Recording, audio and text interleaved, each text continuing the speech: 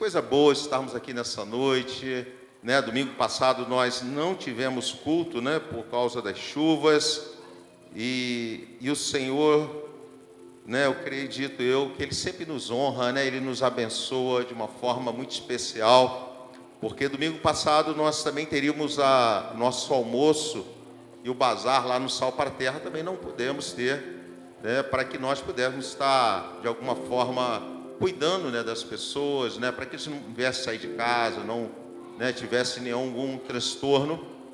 E hoje, graças a Deus, nós tivemos lá o almoço, tivemos lá o bazar e foi um sucesso. Graças a Deus, Deus honrou de uma forma linda e maravilhosa, como sempre. E hoje nós estamos aqui para celebrar ao Senhor, né, para estarmos aqui exaltando e glorificando o nome do Senhor. Mas eu quero começar hoje fazendo alguns agradecimentos. Queridos, essa semana eu me surpreendi com algumas coisas que aconteceram e coisas muito especiais. Eu estava lá na academia e de repente ligaram para mim, eu não sou de atender, mas atendi. Uma pessoa falou assim: pastor, passa o teu Pix. Passei o Pix e essa pessoa enviou uma oferta para mim. E no momento que eu precisava, né, de um valor, essa pessoa me honrou.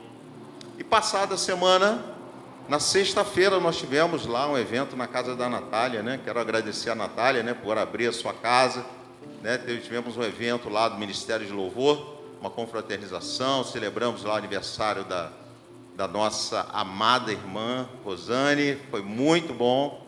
E tive uma outra surpresa, né? Por quê? Porque a Tamires levou um bolo lindo lá de chocolate, né? Delicioso.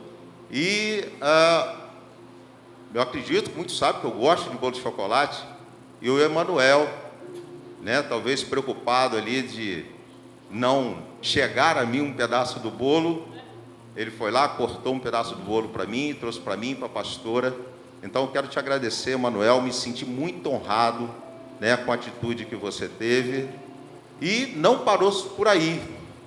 Esse final de semana foi um final de semana muito especial. Por quê? No sábado nós fomos no monte, né? Não, vou antes do sábado no monte. Vou falar do sábado durante o dia, né? Durante o dia nós tivemos o almoço lá na casa da tia Mônica. E queridos, né? Deus tocou no coração da tia Mônica para que ela fizesse algo muito especial. Nós chegamos na casa dela, né? Foi eu, a pastora, meus filhos, foi os pastores, né? Pastor Jeremias, pastora Graça, pastora Geralda. E quando chegamos lá, nós nos assentamos, ela falou: senta aí. E aí ficamos conversando, daqui a pouco vem a tia Mônica com um balde, uma bacia e umas toalhas. E ela virou e falou: pastor, eu quero lavar os seus pés. O Espírito Santo de Deus moveu meu coração, não sei por que motivo, mas Deus, Ele pediu para que eu fizesse isso, né, tia Mônica? E tia Mônica chorando, lavando os nossos pés. E não parou só por aí. Quando chegou a noite, nós fomos no monte, chegou lá, o Eduardo, né, sentiu no coração de pedir para que eu ficasse no meio. E os irmãos que estavam lá conosco no monte orou pela minha vida, orou pela vida dos pastores. Eles são pequenas coisas que nos motivam a caminhar. Não é presente, não, mas são atitudes muito especiais que nos motivam, né, no meio de tantas lutas, de tantas batalhas, porque não é fácil, né, estar à frente, né? Hoje eu tenho 3 ministérios. Eu tenho o meu ministério familiar, eu tenho o ministério do Sal para a Terra e tenho o ministério igreja. E são lutas, né? Todos eles nós passamos por lutas, todos eles nós passamos por grandes batalhas, que não é fácil. E quando nós temos pessoas que têm essa atitude de honra, queridos, isso nos motiva, isso nos alegra o coração, isso nos faz, né, caminhar mais uma milha, dizer assim: vale a pena, vale a pena, vale a pena. Então quero agradecer a todos vocês, né, que têm nos honrado, vocês que têm acreditado no ministério que o Senhor tem colocado em nossas mãos, colocado, né, confiança, não somente em mim, mas nos pastores. Que o Senhor, Ele possa estar abençoando vocês 100 vezes mais, né? Eu sei que vocês não fizeram por retorno, mas pode ter certeza que no mundo espiritual, né, acontece um retorno, com certeza disso, portas se abrem, né, com certeza que Deus ele se manifesta de uma forma gloriosa em suas vidas, né? Então, muito obrigado, amém? E de dizer que o monte foi uma benção, não foi, Eduardo? Né? Quem foi no monte, né?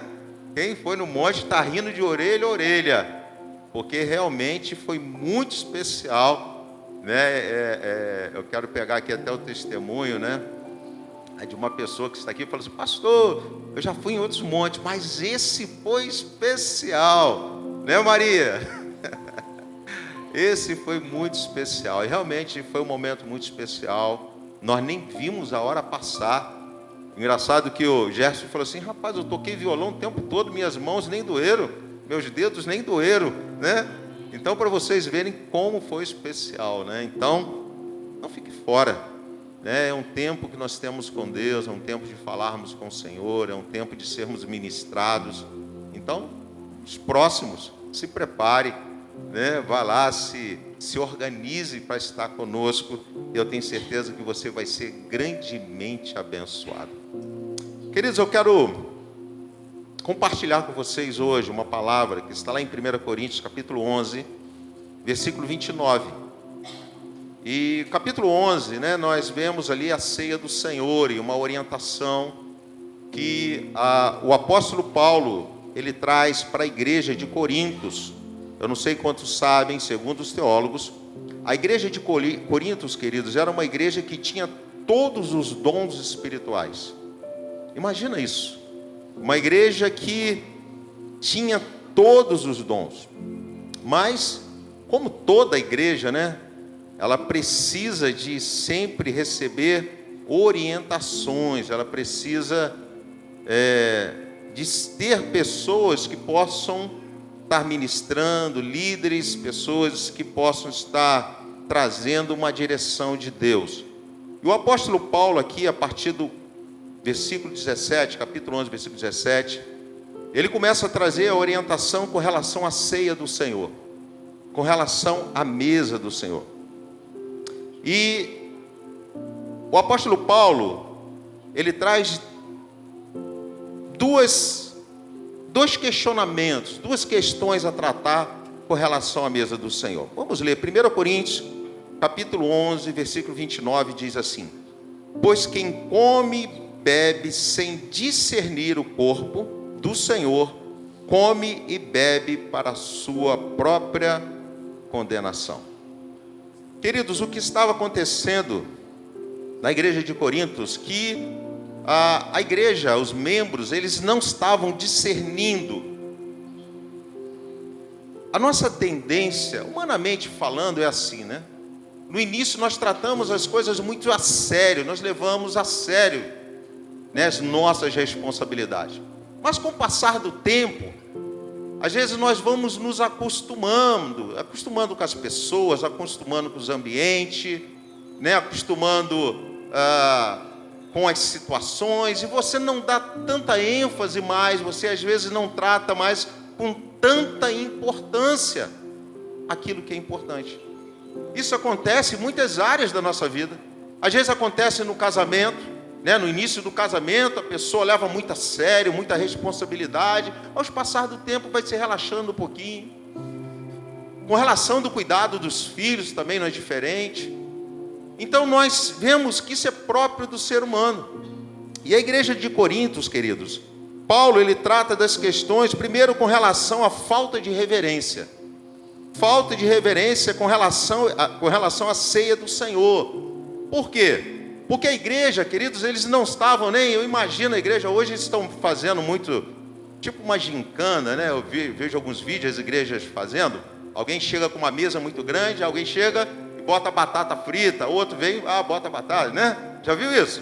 E eu acredito que no final ali, cada um pega um pouco, não sei como é que é. Mas sempre tem um que é mais desesperado, quer comer a mesa inteira, né? E acaba não sobrando mais para ninguém. Sempre tem pessoas assim. A gente sabe que tem esse tipo de pessoas, né? Que quer comer tudo e não deixar nada para ninguém. Mas o que estava acontecendo na igreja de Corintos era até mais grave. Por quê? Porque ali formaram-se grupos. aonde que alguns traziam muita comida, e ali naquele grupo eles se alimentavam, comiam antes da ceia. Por quê? Porque eles tinham algo, chamava-se toda a ceia, chamava-se festa do amor, festa ágape. Então eles celebravam, eles não somente tinham esse momento da ceia, mas eles tinham um momento de confraternização, de bate-papo, de conversa, de estar junto. Só que ali começou a formar alguns grupos, onde uns comiam demais e outros não comiam nada. E tinha até um grupo que trazia uma tibirinha. Vocês sabem o que é tibirinha? Né?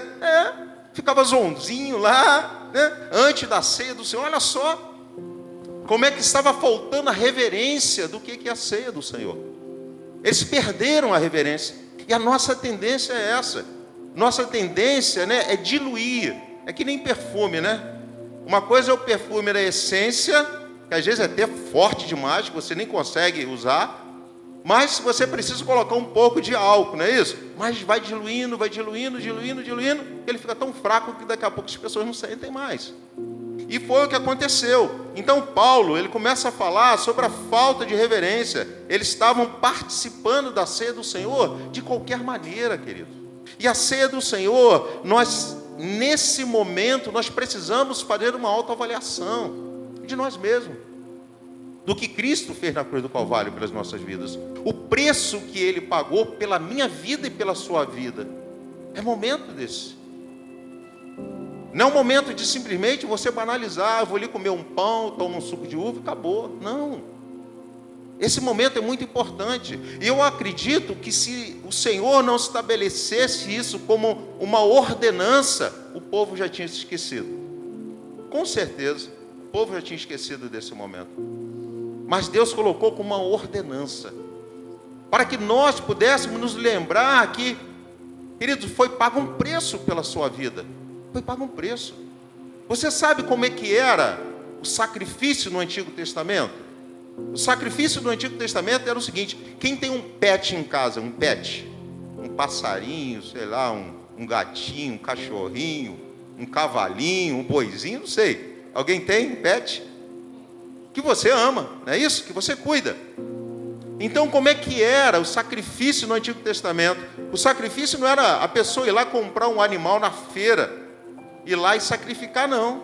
Era você pegar o seu pet e caminhando com o seu pet, porque geralmente, né, as pessoas moravam mais distante de Israel, e eles iam pelo deserto lá puxando o seu cachorrinho, o seu gatinho, ou no colo, até chegar lá no templo. Nesse meio tempo, tu dorme com o teu pet, tu alimenta o teu pet, até chegar no templo. E quando chegasse no templo, você ia, levava o teu petzinho lá, né? Vamos supor que seja o cachorrinho, né? Você ia levar lá o cachorrinho, até lá o sacerdote, e aí você teria que botar a mão na cabeça do teu cachorrinho, e o sacerdote vinha com uma faca e degolava o teu cachorrinho. Sentiu dor? Tu imaginou o teu petzinho agora? Hein? E tu sabe por quê, queridos? Era para sentir dor, sabe por quê? Aquele animal, ele estava morrendo no teu lugar. É esse sentimento de dor, até de revolta, né? Como é que Deus pode pedir o meu pet? Mas é esse sentimento de dor. Porque o pecado, queridos, aquele animal representava você morrendo. Para Deus não matar o homem, Ele matava o animal. Ou seja, o animal, o teu pet, aquilo que tu mais amava, morria no seu lugar. Mas Cristo, Ele veio para que hoje nós não precisamos mais matar animais, nós não precisamos matar, né, levar ao templo o animal para ser morto no nosso lugar. Jesus morreu no seu lugar. Ele pagou um preço, queridos. Ele, sendo Deus, Ele tomou forma de homem. Ele habitou entre nós. Ele passou pelas mesmas paixões que nós passamos. Ele passou pelas mesmas lutas. Ele teve uma família. Ele passou por crises, porque nós vemos lá os irmãos dele, muitas vezes achando que ele estava louco, questionando o ministério dele, não acreditando nele, ao ponto dele falar assim: quem são meus irmãos e quem é minha mãe, se não são aqueles que obedecem a Deus? Olha. Então ele passou por lutas como muitas vezes nós passamos também. E ele, como um cordeiro mudo, ele foi na cruz do Calvário para morrer no nosso lugar. Para que você não precisasse morrer. Para que você não precisasse ir para o inferno. Tu está entendendo o preço?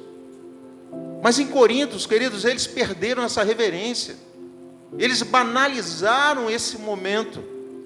Então o apóstolo Paulo, ele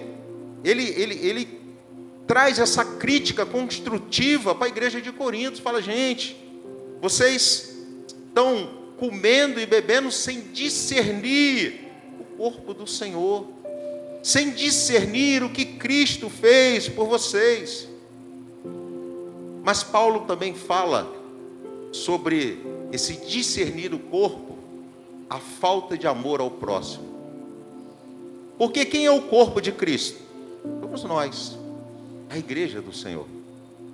E ali, eles estavam se embriagando, eles não estavam se preocupando um com o outro, eles não estavam amando aquele que talvez não tinha aquela comida que o outro comia, uma comida melhor. Ou seja, não estavam dividindo, eles não estavam sendo companheiros.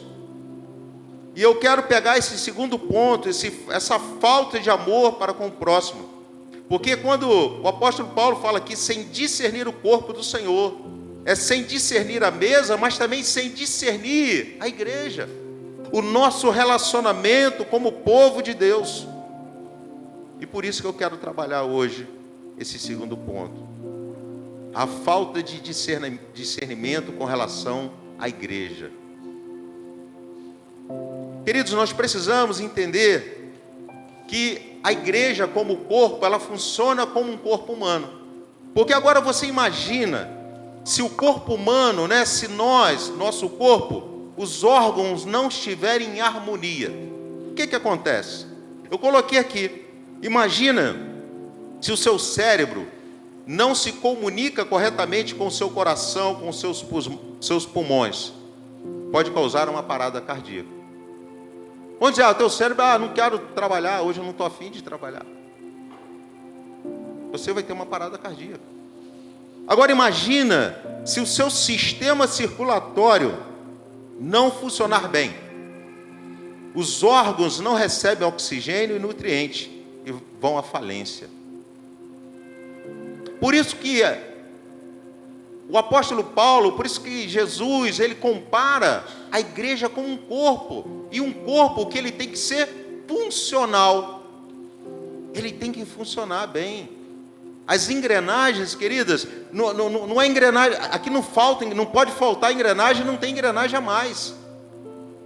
Todas as engrenagens da igreja, ela tem função. Todos vocês têm uma função. Talvez você ainda não se encontrou na função, mas todos vocês têm uma função. Não pode faltar. Todos nós somos necessários. Agora, comparando a igreja com o corpo, queridos, se os membros não trabalharem juntos, olha só o que acontece: divisão, desunião, falta de frutos espirituais, enfraquecimento na igreja e descaso com os mais fracos. E era o que estava acontecendo com a igreja de Corinto. E se Paulo, ele não desperta a igreja por aquilo que estava acontecendo, a igreja estava fadada à morte. A igreja, ela poderia acabar, porque as pessoas não estavam mais se importando uma com a outra. As pessoas não estavam se importando, não tinha mais reverência na igreja. Esses dias uma pessoa falou para mim assim: poxa, pastor, às vezes a igreja católica tem mais reverência do que a igreja evangélica.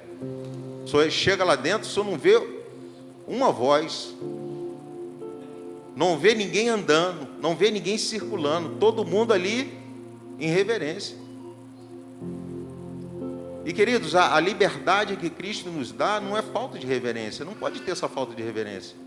Nós precisamos aprender a ter reverência.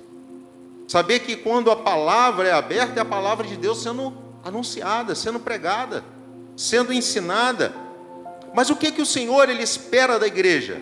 Querido, o que o Senhor espera é o retorno ao jardim. Ele espera que nós venhamos retornar lá no jardim do Éden. Olha o que diz lá em Gênesis capítulo 3, versículo 8.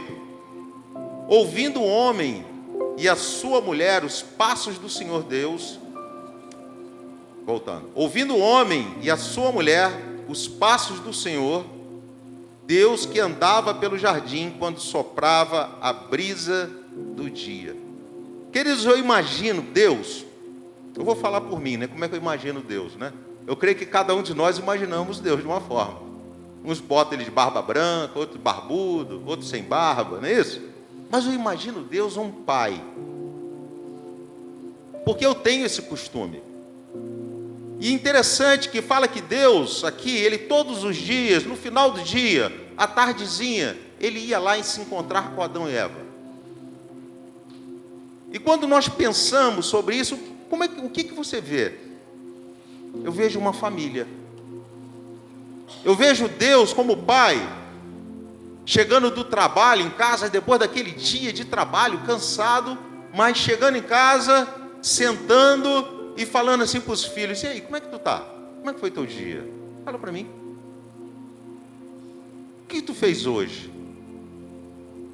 E aí ele batendo um papo com os filhos. Porque, queridos, eu tenho esse costume, eu tenho esse hábito. Né? Quando eu estou em casa, né, as crianças às vezes estão na faculdade, aí eles chegam em casa, às vezes eu estou no celular, estou vendo televisão, alguma coisa que seja, eu desligo tudo e falei: como é que foi o seu dia? E é tão gostoso. Que ali eles começam a falar como é que foram os dias dele. Tem hora que a Sara fala de coisas lá de consultório que eu não entendo nada. Eu fico: isso aí, que legal, maneiro, pô, isso aí. Eu não estou entendendo nada, né? Mas tá legal, eu estou ali motivando. Aí chega o Samuel falando de direito. Pai, mas o direito assim? Eu falei: rapaz, vai, isso é legal, bacana. Eu paro tudo para dar atenção a eles. Queridos, eu imagino Deus assim. Um Deus que Ele para tudo para nos dar atenção. Um Deus Pai.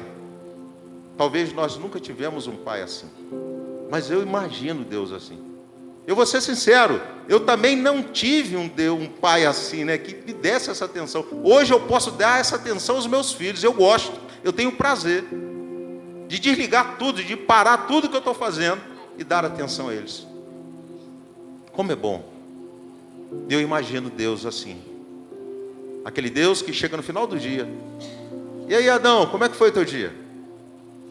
Tu viu lá a capivara? Rapaz, a capivara estava lá tentando brigar lá com o cabrito. Exemplo, né? Não sei. Não tinha pecado ainda, então ninguém brigava com ninguém, né? Mas, sei lá.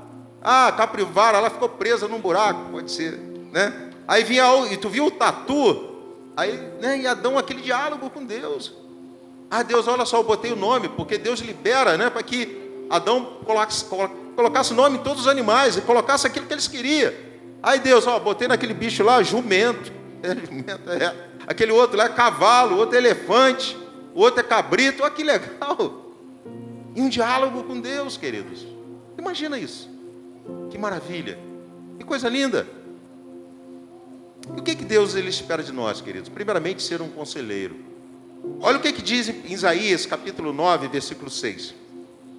Porque um menino nos nasceu, um filho foi nos dado, e um governo está sobre os seus ombros. E ele será chamado maravilhoso conselheiro, Deus poderoso, Pai eterno, príncipe da paz. Deixa eu falar uma coisa com você. O nosso Deus, ele não quer te manipular. E às vezes nós nos enganamos, né? Porque a gente fala muito sobre obediência. E às vezes quando nós colocamos obediência dentro de um contexto humano, é uma obediência muitas vezes por opressão, por obrigação, por imposição. Mas eu vejo um Deus, queridos, que Ele quer fazer parte da sua vida. Imagina isso. Um Deus que quer fazer parte. Um Deus que Ele quer ser o conselheiro, porque Ele tem conhecimento de todas as coisas. Ele sabe o que vai acontecer amanhã às 10 horas da manhã. Você sabe o que vai acontecer amanhã às 10 horas da manhã? Nem eu, mas Ele sabe. E Ele quer participar da tua vida, te orientar, conversar com você, saber dos teus sonhos, dos teus projetos, ser participativo. Mas eu quero te fazer uma pergunta. Você considera Ele como Pai? Você tem pedido conselho a Ele? Antes de tomar uma atitude, antes de realizar um sonho, antes de sair de casa, antes de fazer um contrato, Senhor, isso é a tua vontade? Isso é desejo do teu coração? Você tem feito isso? Porque Ele quer ser Pai. Ele quer ser participante da sua vida. Queridos, quando meus filhos hoje, né, Samuel já está com seus 18, a Sara, né, está aí com seus 23 anos. Mas hoje eu sou conselheiro deles. Eu não sou mais consciência. Eu sou conselheiro. Eu estou aqui para aconselhar, para somar, para estar junto deles, para estar junto nos momentos difíceis, mas também nos momentos alegres, nos momentos felizes. E isso é ser pai. E o que Deus quer é isso, é ser participante da sua vida. Mas você já parou para pensar que às vezes você pede conselho a tantas pessoas, ou não pede conselho nenhum, em vez de buscar conselho do Senhor? E aí você toma decisões, e muitas das decisões que você toma errado, e dá tudo errado. E aí você bota até na conta de Deus: Senhor, aí quem que o Senhor foi arrumar para mim? Olha o que tu arrumou. Olha a mulher que tu me deste. Nós somos assim. Nós temos dificuldade de assumir os nossos erros. Temos dificuldade de assumir os nossos contratos, as nossas responsabilidades. Mas o Senhor, Ele quer ser teu conselheiro. Ele quer estar ao seu lado. Ele não quer manipular a sua vida, Ele quer fazer parte da sua vida. Mas Deus também, Ele quer ser Pai. Olha o que diz lá no Salmo 103, verso 13. Salmo 103, verso 13. Como um pai tem compaixão dos seus filhos, assim o Senhor tem compaixão dos que os temem. Queridos, interessante isso aqui. Porque aqui quando fala sobre temor, não é ter medo. Mas o que é temor? Temor é reverência. E sabe o que é reverência? É entender que Deus é soberano. A entender, queridos, que Deus é santo. Hoje eu vejo aí na internet tanta gente brincando com Deus, né, com as coisas de Deus. E eu vejo até cristão rindo, compartilhando. Gente, coisas ruins demais. Brincadeira com a igreja, brinca com outro irmão, brinca porque o outro irmão está falando em línguas. Queridos, sai fora disso. Como é que você vai discernir que aquele irmão fala uma língua estranha, mas é até engraçada? Mas como é que você sabe se aquilo é Espírito Santo ou não? Você tem esse discernimento? E se tu tem, amém. Mas eu vejo pessoas debochando. Eu vejo pessoas rindo. Toma cuidado, hein? Nós podemos cair no erro de blasfemar contra o Espírito Santo. E não há perdão. Então, queridos, precisamos ter reverência. Reverência de que Deus, Ele é soberano, queridos. E tudo que nós fazemos tem que glorificar a Ele. A tua vida glorifica a Deus? Pergunta o teu irmão aí do seu lado. A tua vida glorifica a Deus? As suas atitudes glorificam a Deus? Os seus pensamentos glorificam a Deus? O que tu assiste na televisão glorifica a Deus? O que tu vê no celular glorifica a Deus? Porque, queridos, isso é reverência. É fazer com que a nossa vida glorifique ao Senhor. Com que as nossas atitudes glorifiquem a Deus. Temor, queridos, é respeito. É levar a sério a sua palavra, os seus princípios. Queridos, eu sei que não é fácil. Gente, ser cristão, ainda mais no mundo que nós vivemos. Que desafio. São tantas ofertas. São tantas situações que tentam nos desviar para algum caminho. São tantas oportunidades. sei que não é fácil. Mas quando, queridos, nós respeitamos a Deus, nós temos um temor no nosso coração. Eu não quero entristecer o coração do meu pai. Eu não quero entristecer ele. Sabe por quê? Porque ele pagou um preço pela minha vida. Porque ele me ama. Porque ele quer o meu bem. Porque ele quer que eu prospere, que eu seja abençoado sobre essa terra. Temor, queridos, é também submissão. Submissão é demonstrar fé, obediência e confiança. Eu gosto muito de uma frase que diz o seguinte: aonde eu não chegar pela minha fé, eu vou chegar pela minha obediência. Queridos, tem momentos que talvez possa me faltar a fé. Pode ser que aconteça. Mas não me falta obediência, porque eu leio a palavra e se ele fala que o princípio é esse, eu tenho que seguir. Pronto, acabou. Ah, mas eu não entendo, queridos. Você não vai entender muita coisa que você realmente não vai entender. Tem coisa que eu também leio que eu não entendo. Mas eu tenho que praticar. Ah, tem coisa... Não, queridos, não tem desculpa. Se Deus falou para você fazer, você tem que fazer. Isso é obediência. Ah, eu não acredito nisso. Queridos, seja obediente que você vai ser abençoado. Seja obediente que você vai ser próspero. Seja obediente que a sua casa vai ser santificada. Seja obediente que mesmo que a sociedade ou seus olhos digam o contrário, Deus vai mudar a sua história. É por obediência. É por obediência. Mas o Senhor também, Ele quer, querido, sabe o quê? Fazer parte da nossa família. Ou seja, ao contrário, fazer com que nós sejamos parte da sua família.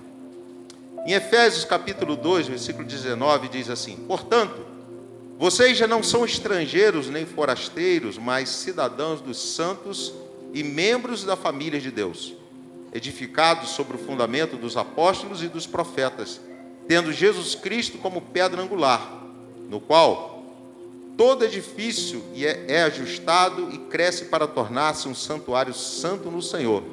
Nele vocês também estão sendo juntamente edificados para se tornarem morada de Deus por seu Espírito. Eu entendo que o problema da vida eterna já foi resolvido, amém?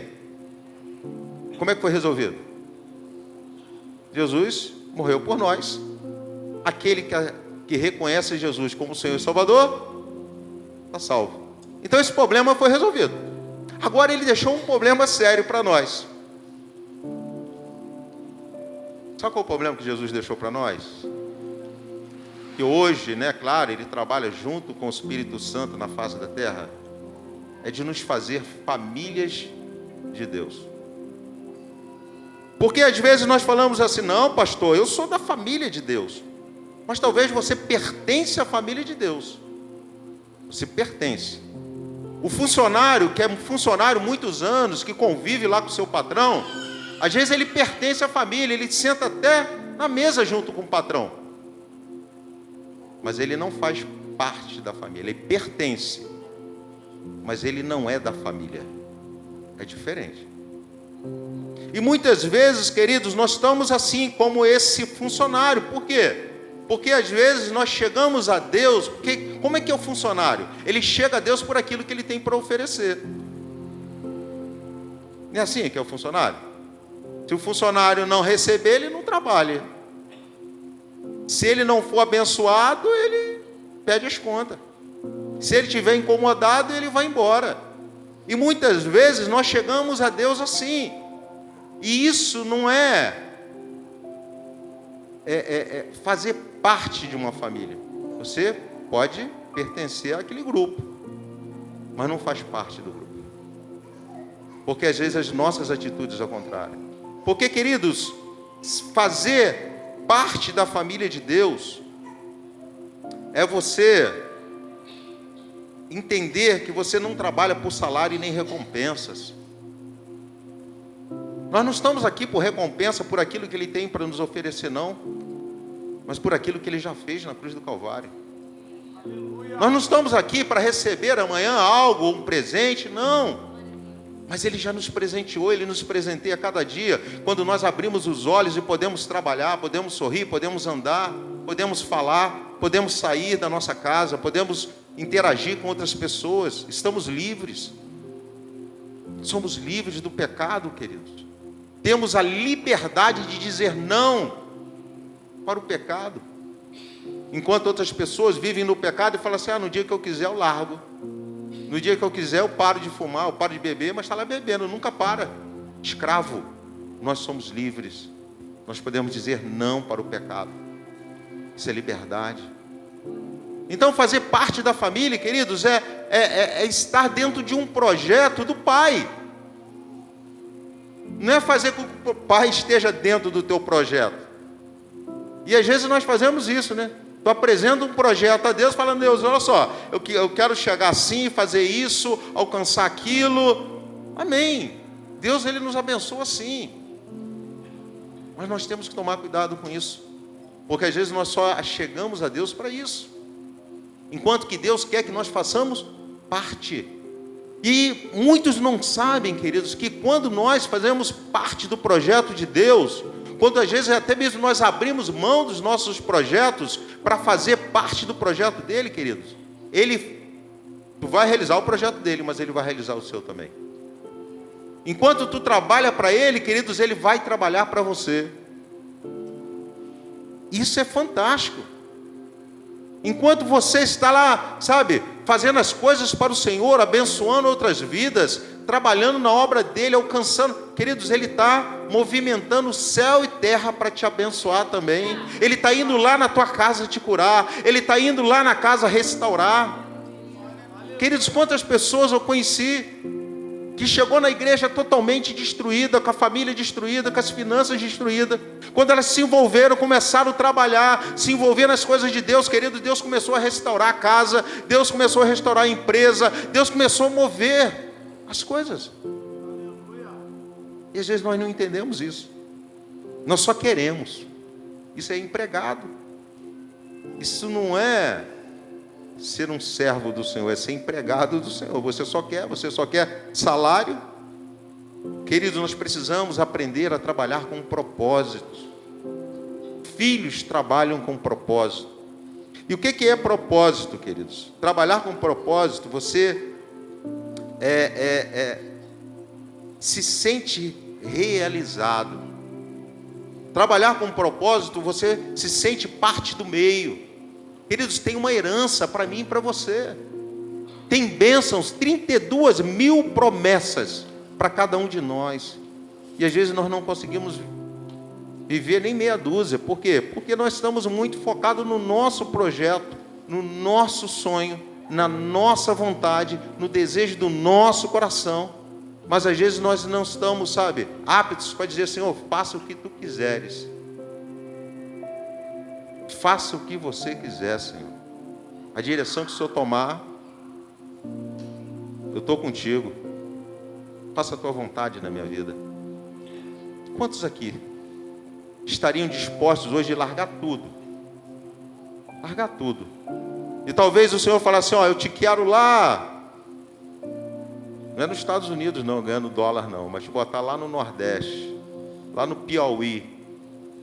É um local que tem o menor número de evangélicos, onde eles matam pessoas só por olhar para um para o outro.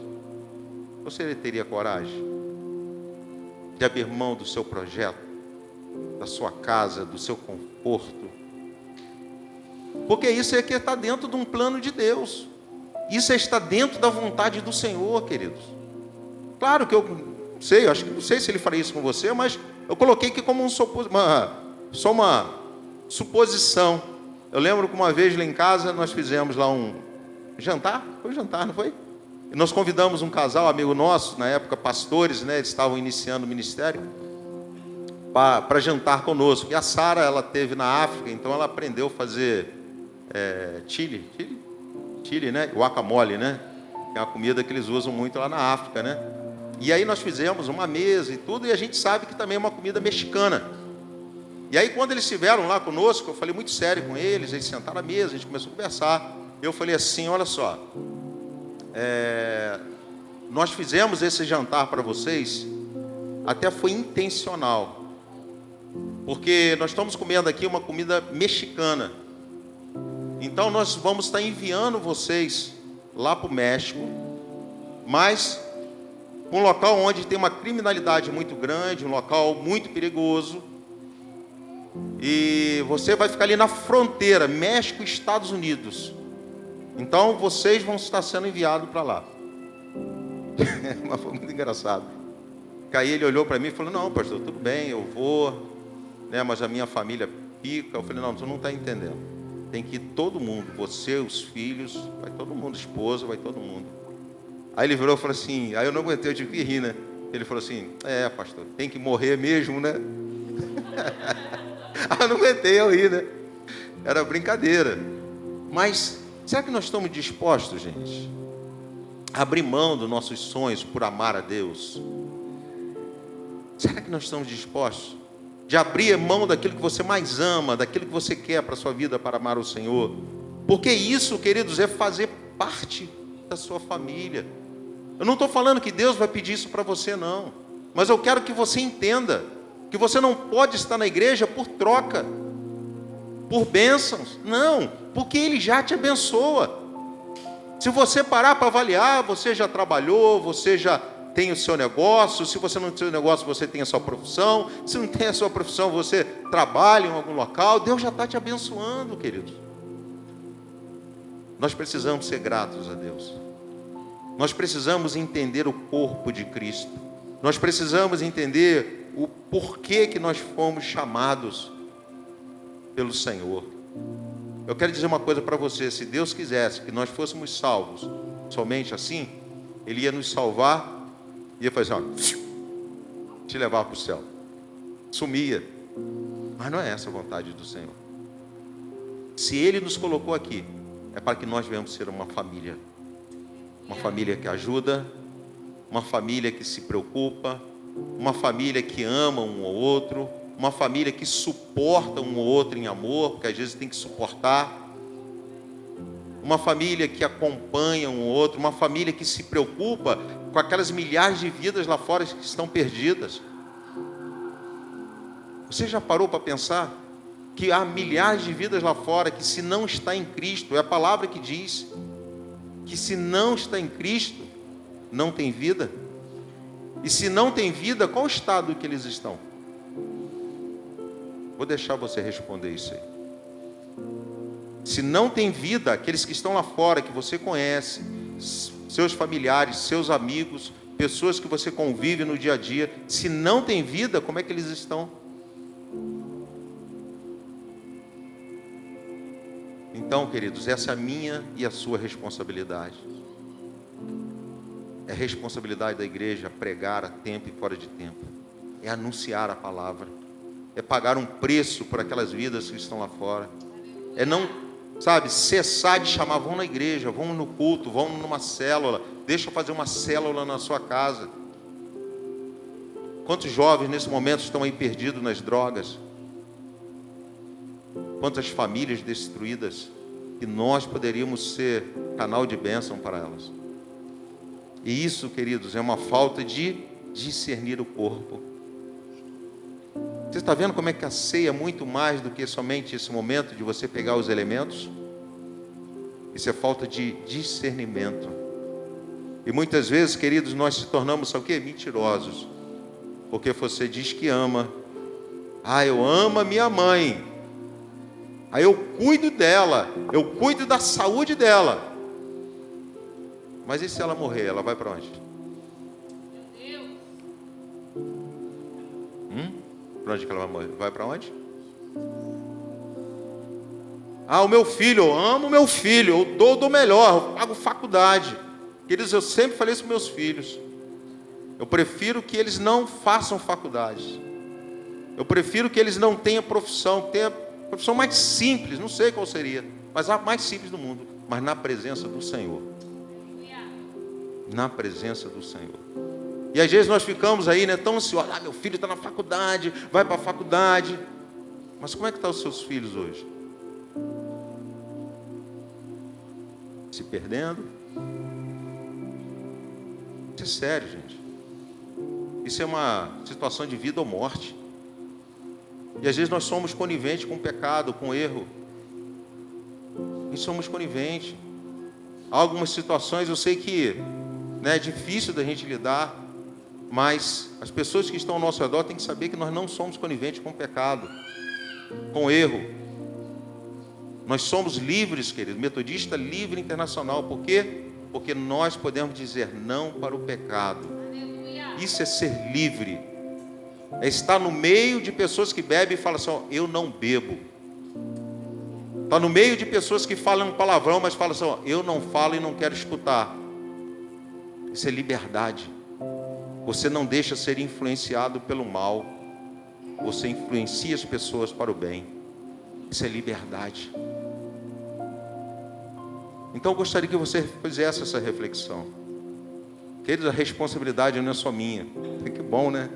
No Antigo Testamento a responsabilidade era do sacerdote. Levar, o pecado do povo até a Deus. Agora não. Sabe o que a Bíblia fala? Que todos nós somos sacerdotes. Todos nós somos responsáveis de ouvir a Deus, guardar os princípios no nosso coração e praticá-los. Todos nós. Então não é, dividiu, né? E aí não se torna tão pesado, né? Porque todo mundo tem essa mesma responsabilidade. Você é responsável por você mesmo. Se algum dia, não sei como é que vai ser lá no céu, se nós tivermos que nos justificar, vai ser pessoalmente por aquilo que você não fez, por aquilo que você não deixou de fazer, ou por aquilo que você fez. Mas é pessoalmente. Então faça essa reflexão hoje. Hoje nós estamos aqui para estar celebrando a ceia do Senhor. Talvez você não compreendia, que Deus quer ser o seu conselheiro, mas Ele quer ser o seu conselheiro. Deus não é um chefe autoritário. Talvez até hoje você não compreendia que Deus te quer como filho, não como empregado, porque Deus não é o seu patrão. Talvez você não compreendia que Deus quer que você pertença à sua família e não faça parte dela. Jesus te ama. Ele pagou um preço por você. Ele te comprou por alto preço. Preço de sangue, preço de cruz. Eu quero chamar o ministério aqui à frente. Eu gostaria que você nessa noite pudesse fazer essa reflexão. Como é que está a sua vida com o Senhor nessa noite? Você é filho de Deus? Você faz parte da família do Senhor? Como é que você está? Como é que está a igreja do Senhor? Como é que está o corpo do Senhor? Será que o corpo estava que nem a igreja lá de Corinto, enferma, doente, em crise? Como é que você está na noite de hoje? A responsabilidade é só sua. É uma reflexão pessoal. Aqui, ó, eu amo a minha esposa, mas eu não salvo ela. Mas ela também não me salva. É uma responsabilidade de cada um de nós. Somos únicos diante do Senhor. Ah, mas não tem desculpa, querido. Não há desculpa. Eu não sabia, sabe? Nós pastores ensinamos, explicamos. E nós só erramos porque nós queremos errar. Foi o diabo? Não. A Bíblia fala que somos tentados pela nossa própria concupiscência. Algo que já existe dentro do nosso coração. Como é que está o seu coração nessa noite?